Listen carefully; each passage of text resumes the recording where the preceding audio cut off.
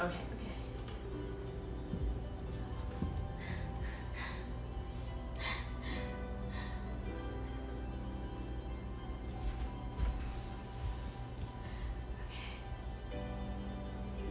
This is like facing my nightmares.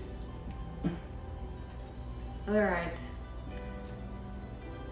My name in the US is Anita Palmivong, but really my real name is Persia.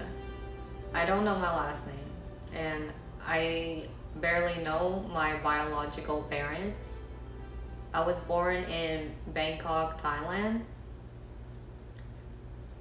where life is really hard for me because when your parents leave you somewhere to be taken care of, not a lot of people will watch after you because you're not theirs to take care of, and they have their own problems. So basically, you're nothing until you become something.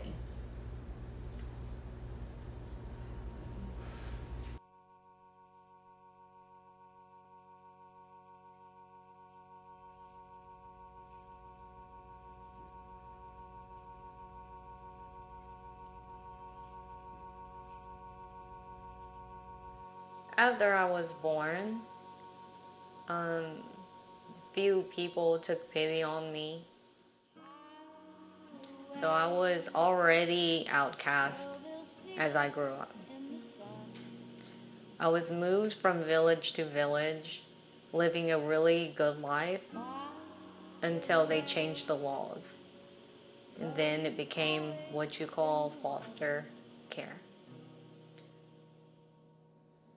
I got out from foster care because there was a war that was going on between Thailand and Laos.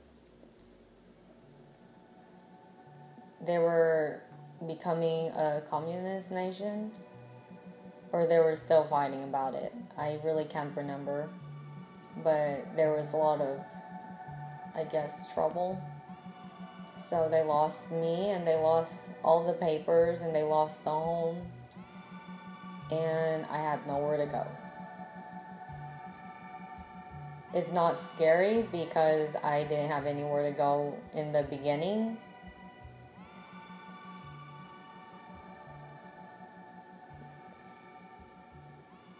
Can we stop?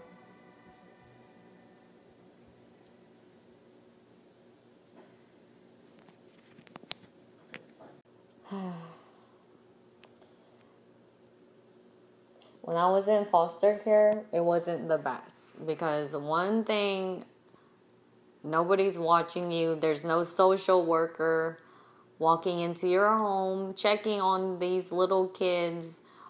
All they do is, here's your paper, sign this paper, and take this child. So they took me, and I was in slavery. I was in slavery for 4 or 5 years. I was a maid. I was not treated like a child. I was treated like a grown-up.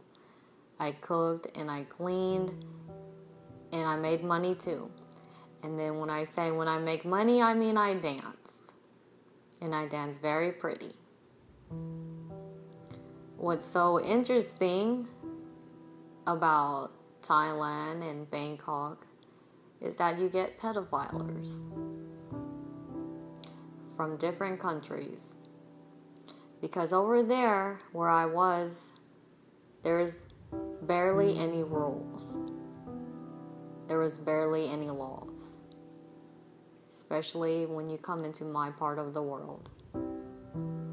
So I danced for a living at 12 years old.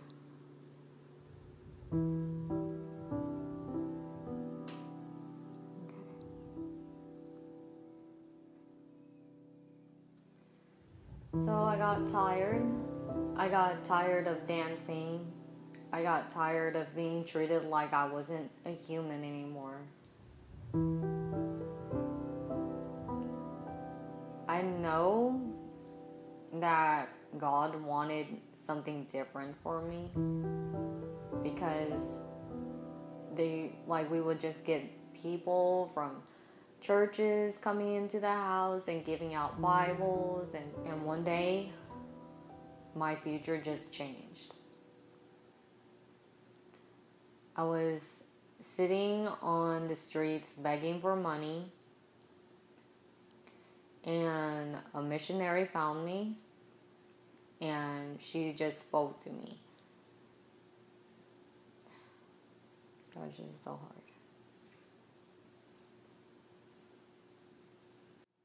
I'm not going to say her name. But she found me, and she asked me all of these mathematical questions. And I answered all of them in the correct way.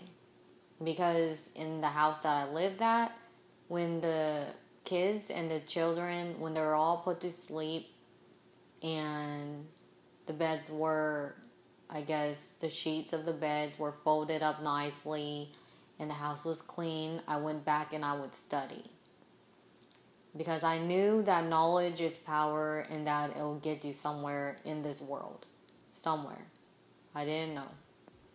But my target was just to come over here and get a nursing degree. That's what I really wanted. So the missionary came here to the U.S. and she helped me sneak in.